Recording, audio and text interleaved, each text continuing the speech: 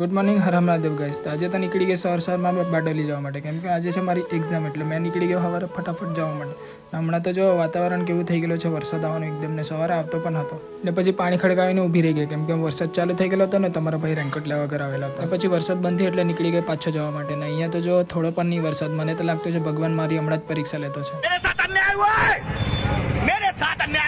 ને પછી આવી ગયા બારડોલી, ને આવીને પહેલાં કરાવ્યું અહીંયાથી હોલ ટિકિટનું ઝેરોક્સ. ને ઝેરોક્સ કરાવીને ડાયરેક્ટ આવી ગયા મેં કોલેજની અંદર. ને પછી અહીંયા ગાડી મૂકીને પછી નીકળી ગયો અંદર જવા માટે. ને કોલેજની અંદર આવીને જોવા લાગ્યો, પછી મેં અહીંયા રાખી, કેમ કે અમારા ક્લાસ હજુ ખોલવાનો બાકી હતો. અને એક્ઝામ આપીને પછી આવી ગયા મેં પાછો બહાર. ને પછી નીકળી ગયેલો હતો ઘરે જવા માટે. ને ઘરે જતા જતા આવી ગયા પછી મારા ફ્રેન્ડની શોપ પર. ને ઘર બાજુના ભાઈબંધ લોકો અહીંયા આવેલા હતા, ને પછી એ લોકો રમતા છે હમણાં ગેમ. થોડી વાર ગેમ રમ્યા પછી અમે લોકોએ પી લીધું સ્ટ્રોબેરી શેક. સ્ટ્રોબેરી શેક પીધા પછી અમે નીકળી ગયા ઘરે જવા માટે. પછી આવી ગયા અમે ઘરે. ને પછી ઘરે આવીને કપડાં બદલીને નીકળી ગયા ભાઈબંધને લેવા માટે. ને પછી ભાઈબંધ સાથે નીકળી ગયા મેં હેર કટ કરવા માટે.